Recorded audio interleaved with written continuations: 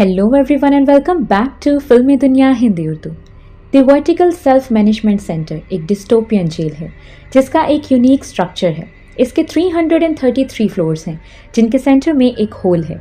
हर दिन खाने से लोडेड एक प्लेटफॉर्म इस होल से नीचे उतरता है और हर लेवल पर 2 मिनट के लिए रुकता है। हायर फ्लोर्स पर कैदियों को खाने तक एक्सेस सबसे पहले हासिल होती है, जबकि लोअर लेवल्स पर रहने वालों को भूखे रहने का रिस्क ज्यादा होता है।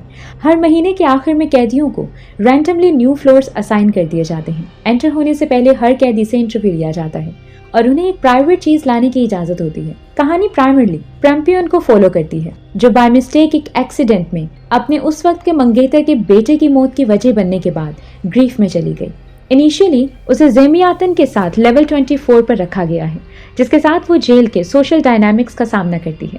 कैदियों में 2 फैक्शन एग्जिस्ट करते हैं, लॉयलिस्ट यानी वफादार, जो कि सिर्फ अपना चूज किया गया खाना ही खाते हैं या वॉलंटियरली ट्रेडिंग करते हैं, और दूसरे हैं बारबेरियंस यानी वहशी, जो वो सब कुछ खा जाते हैं जो उनके हाथ आता है। ओबस्पेयर, जो कि लेवल 23 का एक लॉयलिस्ट है, उन्हें इस सिस्टम में इंट्रोड्यूस करता है, ये आर्ग्यू करते हुए कि इस तरह से खाने की फेयर डिस्ट्रीब्यूशन होती है।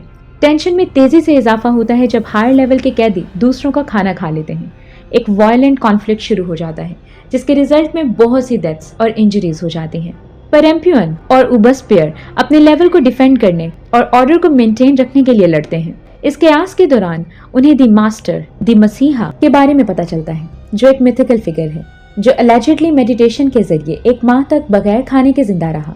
फिर लोअर लेवल्स पर दूसरों को खाना खिलाने के लिए अपनी लेग सेक्रीफाइस कर दी। इसके फॉलोअर्स, जिन्हें अनॉइंटेड वंस के नाम से जाना जाता है, उसके सॉलिडेरिटी का मैसेज स्प्रेड करते हैं। जैसे जैसे दिन गुजरते हैं, ज़ेमियातन और पेरेम्पियन क्लोज हो जाते हैं, एक दूसरे के साथ खाना और अपनी स्टोरीज शेयर करते हैं। ज़ेमियातन एक मायूस मैथमेटिशियन के तौर पर अपने बैकग्राउंड को रिवील करता है, जबकि पेरेम्पियन उसके एक्स पार्टनर के बच्चे के साथ एक ट्रेजिक पास्ट के बारे में बताती है। जब उन्हें लेवल 180 पर रीअसाइन किया जाता है, जहां कोई खाना उन तक नहीं पहुंचता है, तो उनके उभरते हुए ताल्लुकात कट शॉर्ट हो जाते हैं। ज़ेमियातन पहले से बीमार है। पेरेम्पियन को उसे प्रोटेक्ट करने की सजा से बचाने के लिए खुद को सेक्रीफाइस कर देता है। अगले महीने पेरेम्पियन को सहाबत के साथ लेवल 51 पर पेयर किया जाता है। सहाबत का एक बाजू नहीं है, अपने दर्दनाक एक्सपीरियंस अनॉइंटेड वंस के साथ शेयर करती है, खास तौर पर दागीन बाबी नामी एक ब्रूटल लीडर के साथ। उन्हें पता चला कि दागीन पूरी जेल में एक्यूज बारबेरियंस को सिस्टमैटिकली कत्ल कर रहा है।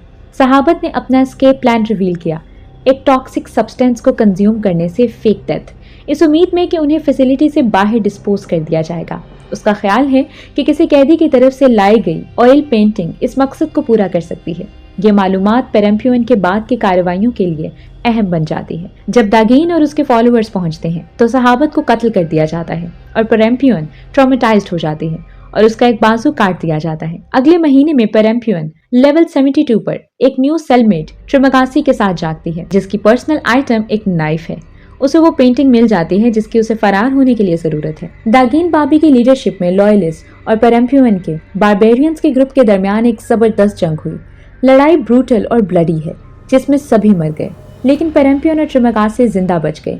पेरेम्पियन एस्केप प्लान ट्राई करने का फैसला करती है, ऑयल पेंटिंग को खाकर बाहर निकल जाती है। वो लाशों को ठिकाने लगाने के दरमियान जागती है, ये महसूस करते हुए कि वो 333 के लेवल पर पहुंच गई है। यहाँ पेरेम्पियन ने शॉकिंग डिस्कवरी की। ये फैसिलिटी बच्चों को कैदियों के साथ हेरा फेरी करने के लिए उन्हें उम्मीद की फॉल्स सिंबल्स के तौर पर यूज करने या फरार की कोशिशों को रोकने के लिए रखती है। वो एक लड़के को बचाने की कोशिश करती है, लेकिन ग्रेविटी की वजह से फेल हो जाती है, जो बॉडी रिट्रीवल के दौरान बदल जाती है। कहानी का एंड जेल के लोएस्ट लेवल पर पेरेम्पियन के साथ होता है। लड़के को वापस भेज दिया जाता है और दूसरे सर्वाइवर्स के साथ रहने के लिए वो खुद नीचे रुक जाती है। क्रेडिट्स के दौरान गुजरते वक्त के साथ मजीद कैदियों को बच्चों के साथ आते हुए दिखाया जाता है, जो जेल के सिस्टम की साइक्लिक और मैनिपुलेटिव नेचर को रिवील करता है। लास्ट सीन दी प्लेटफॉर्म 1 के एंड के फौरन बाद खत्म होता है और पेरेम्पियन को गॉरन के साथ दोबारा मिलते हुए दिखाया जाता है और रिवील होता है कि वो उसकी एक्स फियांसी है।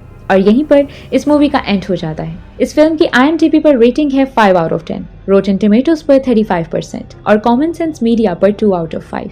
41% गूगल यूजर्स ने इस फिल्म को लाइक किया है। मूवी को मोस्टली नेगेटिव रिव्यूज मिले हैं। व्यूअर्स का कहना है कि मूवी की बिगिनिंग में बहुत पोटेंशियल दिखाई गई, जो कि एक कंफ्यूज्ड मेस में बदल गई। व्यूवर्स ने फिल्म के फर्स्ट पार्ट को पसंद किया था और उन्हें उम्मीद थी कि नेक्स्ट पार्ट में फिल्म के कॉन्सेप्ट को एक्सपेंड किया जाएगा और मज़ीद इन्फॉर्मेशन दी जाएगी, लेकिन इसके ऑपोजिट ये पार्ट मज़ीद सवाल छोड़ गया जिनकी कोई सेंस नहीं बनती। इवन कुछ रिव्यूज़ में ये भी बताया गया कि उन्हें समझ ही नहीं आया कि ये मूवी किस बारे में थी, इसलिए ये सीक्वल काफ़ी डिसअपॉइंटिंग था। तो हम देते हैं इस फिल्म को 3 आउट ऑफ 10 स्कोर। आपको ये फिल्म कैसी लगी कमेंट सेक्शन में ज़रूर बताइएगा। आपको हमारे चैनल पर द प्लेटफॉर्म पार्ट 1 की एक्सप्लेनेशन भी मिलेगी। सो अगर आपने पार्ट 1 नहीं देखा तो please check it out. If you like this video please like, share and subscribe and hit bell icon for latest updates. Thanks for watching. Take care.